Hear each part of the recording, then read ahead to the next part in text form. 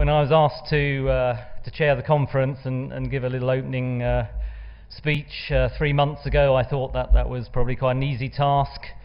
A bit of a slam dunk, really. Booming economy in Germany, debt markets looking quite healthy, defaults going down, private equity exits at an all-time high. What could go wrong, I thought.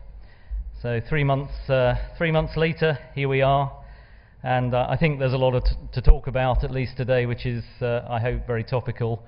So I hope you find lots to give you food for thought when you go back to your day jobs at the end of today. So, obviously the backdrop to today's conference is not the most positive. I just gathered a selection of headlines from the Financial Times just to prove that point. Unless anyone's been on holiday on a different planet for 2 months, I'm sure this is not new stuff. And these were headlines actually from just one day. It was Saturday the 10th of September. It was a pretty depressing read, especially with all the articles to come about 9/11 as well in that particular edition. Okay, there was a joke about the Swiss thing at the end, which is great, of the FT. Actually, not as good as the joke by Lex in the FT, who called the Swiss move the Frank Zapper, which I thought was quite good. One for the musical fans. So we are back in a situation of fear and uncertainty, and I think everyone is asking the question, including our governments, what to do. Are we really in Groundhog Day? Are we back in the dark days of late 2008, early 2009? Or should we simply keep calm and carry on, and accept, perhaps, that this is the new world, this is the new reality, and we've just got to get on with it? So we're going to cover a range of topics today, and of course the first one is extremely topical. We've assembled a really excellent panel to cover this. So sovereign debt, obviously my presentation was sent on Monday, so if I'd sent it on Tuesday it would have probably had the Colosseum on it, not the Parthenon. So I'm sure we'll be covering Greece and other catastrophes. Maybe touch on the idea of an orderly insolvency for countries, which obviously didn't go down well in government circles. But we had a bit of fun on the PwC side with that concept. Rosa did actually qualify that in small print if the relevant instruments are available to do that. So we thought, what could be those relevant instruments, taking our lead from company restructurings. So the first question, perhaps, which court, which country has jurisdiction over something like that? Where is the centre of main interest, the COMI? I guess logically it would be Athens, but that would be a bit of a conflict of interest. Financially, I guess it's Frankfurt, so next door, the European Central Bank would probably think it was the centre of main interest for that. And possibly Germany in general, because that's where the German taxpayers are based. We thought we could learn from the Rodenstock case as well. Perhaps we could do a UK scheme of arrangement through the UK courts on the basis that there was a significant link between the UK and Greece, because so many UK people go on holiday to Greece each year. So we had a bit of fun with that. But more seriously, I think it is a very serious point. I'm sure the panel will be debating along these lines. What are the remedies now? What is the solution? Is the cupboard now bare? I think that's a pretty scary thought. We'll be covering high yield bonds. There are 2 panel sessions on bonds.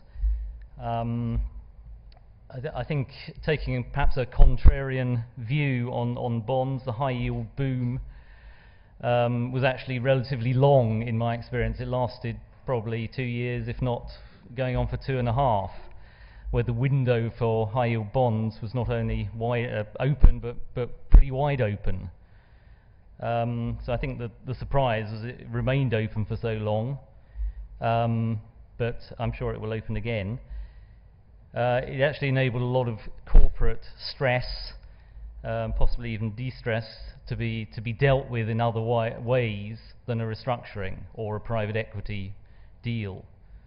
And maybe that is now falling away, at least for a while. So the outflows from this asset class continuing, I think now 13 consecutive weeks in Europe. Bit of a brighter picture in the US perhaps. And I think we're all saying probably again, thank goodness for Fresenius, which got a issue away, albeit at something like 150 bips less favourable than in January. So Fresenius started the market in 2009.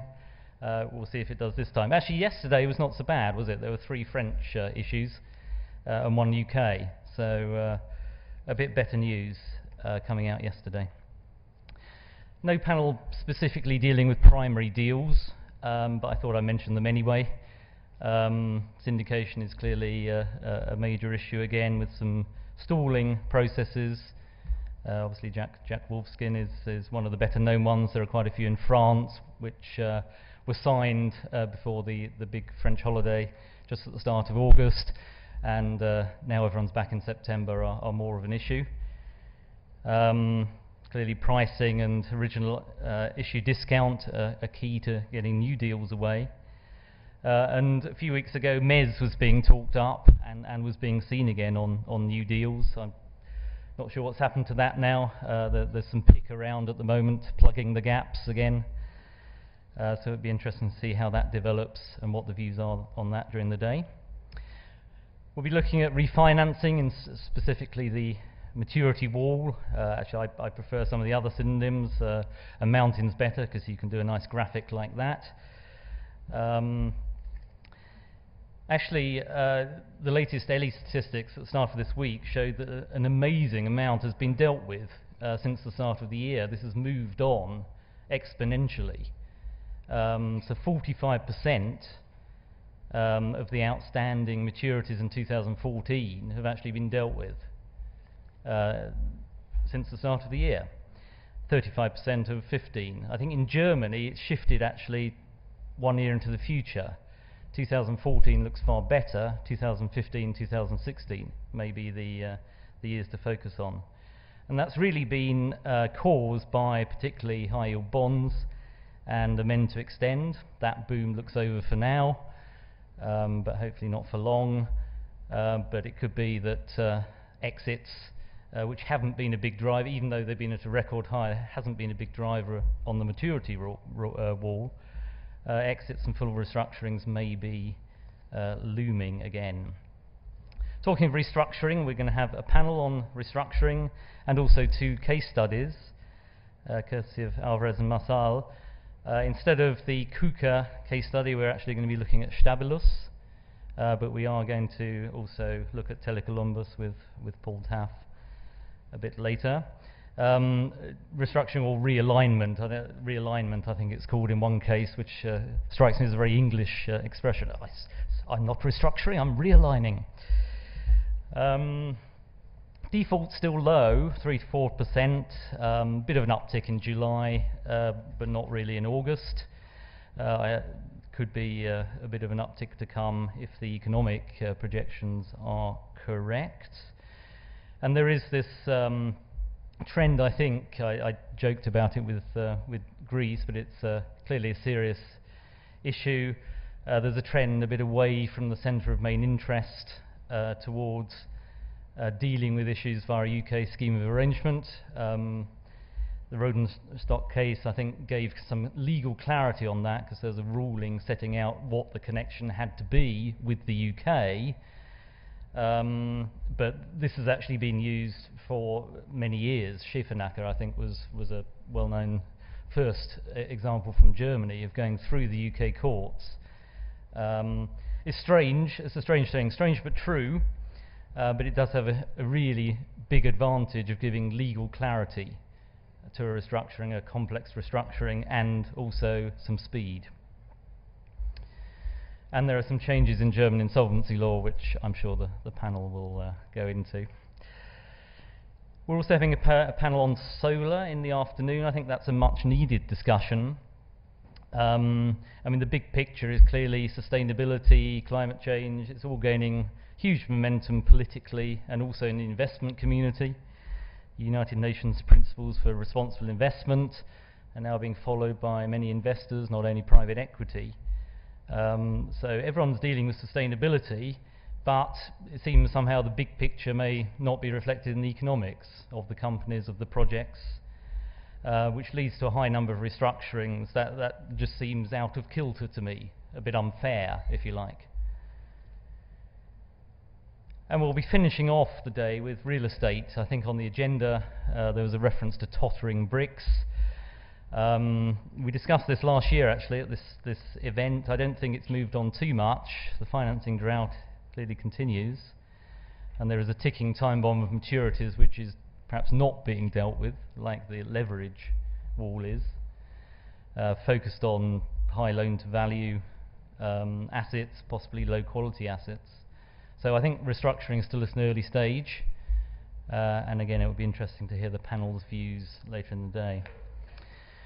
So I think that's really what we've got in store for you today, but there are clearly some other minor challenges which are worth mentioning because they form the backdrop. Well, obviously we've got rogue traders again, and bank risk controls under the spotlight. We have regulation driven by politics, but obviously borne by the investment community.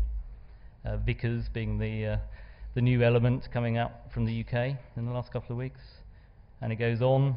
Tax, big issue. Austerity budgets everywhere. Warren Buffett wanting to realign the tax arrangements, and tax authorities continuing to focus very aggressively on private equity and leverage, which is bad news for the leverage model. We also have, of course, the backdrop of the shift from the West to BRIC, power, political, economic, financial.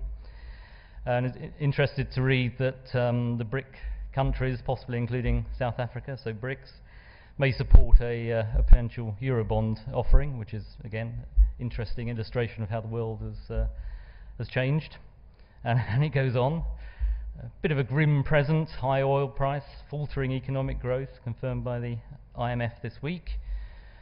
And of course Germany's contribution, a blast from the past, a bit of dislocation due to the abandonment of the nuclear option towards more traditional, perhaps less renewable energy types. So I think there's a lot of material to talk about. Big question, what will happen next? I haven't checked in the last 5 minutes to see if anything has happened, but maybe you have. I think the jury is very much out on that, but I hope we'll get some clarity during the day. Have I got any good news? Probably not, but there are lots of highly intelligent and sophisticated people in this room. I'm sure you've got lots of great ideas and solutions to help us out of this particular moment in history. So I for one look forward to hearing the panel discussions. So thank you, and enjoy the day very much. Thank you for listening.